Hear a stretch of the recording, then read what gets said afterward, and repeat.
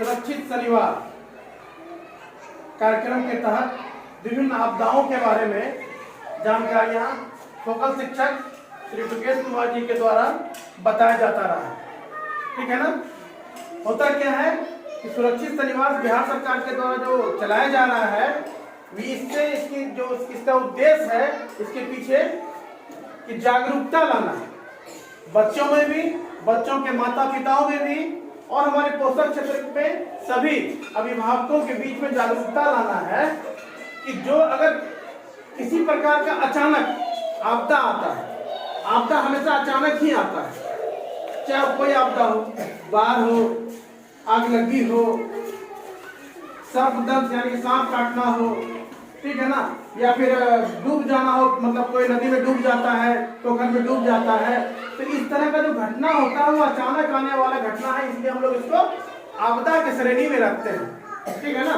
तो आपदा के श्रेणी के तहत हम लोग हर एक शनिवार को सुरक्षित शनिवार कार्यक्रम के तहत अलग अलग आपदाओं के बारे में, अलग अलग जोखिमों के बारे में हम लोग बताते चले आ रहे हैं। ठीक है ना। जिसकी जानकारी बच्चों को भी, बहुत सारे बच्चों को जागरूक भी हो चुके हैं। उसी के क्रम में आज हमारा विषय है शीतलहर से खतरे एवं इससे बचाव। कई तरह की दोनों चीज पे ध्यान देना है। तो खतरा के बारे में पहले हम लोग जानेंगे कि शीतलहर में क्या क्या खतरा आता है। ठीक है ना।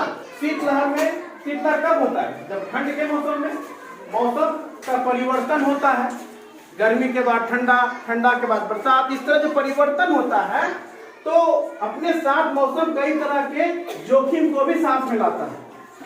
तो जोखिम हमारे शरीर के लिए, शारीरिक दृष्टिकोण से हमारा वो जोखिम बहुत ही घातक होता है। कभी कभी ऐसे जोखिम होते हैं कि जानलेवा हो जाता है, उसमें आपदाओं में लोग मर भी जाते हैं। तो अगर हम लोग पहले से जागरूक हो जाए, उसके बारे में पहले से जानकारी उपलब्ध हो, तो हम लोग उस पर त्वरित फौरन कार्रवाई कर सकते हैं। ठीक है ना। तो हम लोग जो विषय इस पर चर्चा करेंगे आज, शीतलहर से खतरे एवं इससे बचाव के उपाय। ठीक है ना। तो शीतलहर में होता क्या कि अधिकतर देखा है जो बच्चे ठंड का कपड़ा नहीं पहनते, गर्म कपड़े नहीं पहनते, उसे ठंडी मार देता है, और ठंडी इस कदर मारता है कभी कभी वो पैरालिसिस का शिकार हो जाता है, वो लकवा ग्रसित हो जाता है। कभी जाने सुने हैं ये सब चीज? ऐसा ठंडा मारा कि वो लकवा मार दिया उसको, एक साइड का पूरा शरीर काम नहीं कर रहा या पूरा शरीर काम नहीं कर रहा। तो इस तरह का भी घटना घटता है शीतलहर में, जब ज्यादा ठंड, कड़ाके की ठंड आती है। ठीक है ना। तो इस तरह घटना हमारे सामने आता है। तो इससे हम लोग को कैसे बचना चाहिए, इसके बारे में जानना आवश्यक है। सबसे पहले हम लोग को जानना चाहिए कि जब शीतलहर की शुरुआत हो जाए तो सबसे पहले हम लोगों को गर्म कपड़ा, जो उलेन कपड़ा है, ऊनी कपड़ा, उसको हम लोग पहनना शुरू कर देंगे। ठीक है ना। और उलेन कपड़ा पहनने का जो तरीका है, सभी अभिभावक भी ध्यान दें कि बच्चों के शरीर को हर एक अंग को ढकने वाला कपड़ा होना चाहिए। अब कपड़ा पहना दिए, काम छोड़ दिए, तो ठंडा किसी भी अंग को, जहां जो अंग कपड़े से ढका हुआ नहीं है, वहां ठंडा का प्रकोप ज्यादा होता है। ठीक है ना। या उसी अंग में ऐसा कुछ घटना, ऐसा कोई आपदा, ऐसा कोई जोखिम हो जाता है। तो हमें गर्म कपड़ा पहनाने के लिए ध्यान देना चाहिए कि बच्चों को जूता, मोजा, पूरा फुल पैंट, ठीक है ना, इसके साथ स्वेटर, मफलर, टोपी, ये सब चीज का प्रयोग, और साथ में अभी कोविड का भी समय हुआ है, गुजरा है, तो साथ में अगर मास्क लग जाए तो और हमारा शरीर पूरी तरह सुरक्षित रहेगा। ठीक है ना। तो इसके लिए ध्यान देना बहुत ही आवश्यक है। कुछ एहतियात बरतने की आवश्यकता है। बहुत लोग करते क्या है, जब ठंड के मौसम में घर में हीटर का प्रयोग करते हैं। कुछ लोग कोयला का अंगीठी जलाकर रूम बंद कर लेता है। ठीक है ना। रात में खास करके जब ज्यादा ठंड पड़ता है, तो उसमें भी कुछ एहतियातन बरतना बहुत आवश्यक है। कि होता क्या है कि जब वो अंगीठी जल रहा होता है या हीटर जल रहा होता है, ब्लो कर रहा होता है, तो उसमें से कार्बन मोनोऑक्साइड निकलता है, जो हमारे शरीर के लिए बहुत ही घातक है। कार्बन मोनोऑक्साइड, इसकी जानकारी हम लोगों को नहीं है। ये जानकारी जानना आवश्यक है कि हम लोग सब रूम खिड़की सब बंद कर लेते हैं, और रूम में जला लिया, बहुत अच्छा लग रहा है, गर्मी लग रहा है, लेकिन गर्मी तो लग रहा है, ठंड से तो आप बच रहे हैं, लेकिन उसके साथ साथ बीमारी अपने अंदर ले रहे हैं।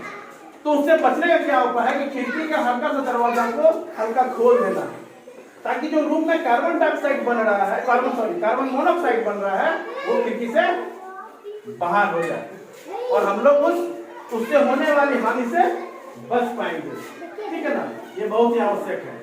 इसके साथ साथ कुछ और एहतियातन रखने की जरूरी है। जो लोग सड़क पर चलते हैं, ठंड में कुहासा होता है, इस प्रकार कुहासा होता है कि लोग अधिकतर लोगों को दुर्घटना हो जाता है। कोई गाड़ी से टकरा जाते हैं, कोई पैदल भी कहीं जा रहे हैं, कोई दूसरा गाड़ी का धक्का मार देता है। ठीक है ना, तो इससे दोनों चीज से बचने के हम लोग क्या करेंगे, गाड़ी में ऐसा नंबर प्लेट या ऐसा कोई स्टिकर रेडियम वाला लगाना चाहिए। जो मोटरसाइकिल यूज करते हैं, कार यूज करते हैं, तो रेडियम लगाना चाहिए। वो बल्ब नहीं होता है, उसमें दूसरा चीज का रोशनी पड़ेगा, लगे बल्ब जल रहा है, वो दिखाई पड़ जाएगा।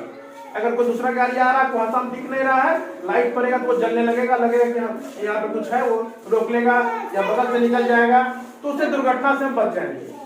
अब जो पैदल चल रहे हैं वो क्या करेंगे, जो पैदल चल रहे हैं वो भी कुछ ऐसे कपड़े पहनेंगे जो रेडियम स्टिकर लगा हुआ है। जो जहां जिस क्षेत्र में ज्यादा कुहासा होता है, पहाड़ी क्षेत्र में बहुत ज्यादा कुहासा होता है, हमारे यहाँ भी जब बहुत ज्यादा -डिग्री में चला जाता है टेम्परेचर, तो यहाँ भी कुहासा ज्यादा बढ़ जाता है। तो यहाँ भी हम लोग को रेडियम स्टिकर वाला बहुत सारा आजकल टी शर्ट भी आने लगा रेडियम वाला, या रेडियम चिपका हुआ स्टिकर बना हुआ रहता है, कोई डिजाइन बना रहता है, पीछे बना हुआ रहता है। अगर नहीं बना हुआ है तो रेडियम स्टिकर बहुत सस्ता में 2-3 रुपया में मिलता है। ठीक है ना, वो चिपका दिए और कहीं भी रात में कहीं चल रहे हैं तो दिखाई पड़ेगा, एक्सीडेंट से लोग बच जाएंगे। तो ये इससे भी बचने का बहुत ज्यादा अच्छा हम लोग का उपाय है।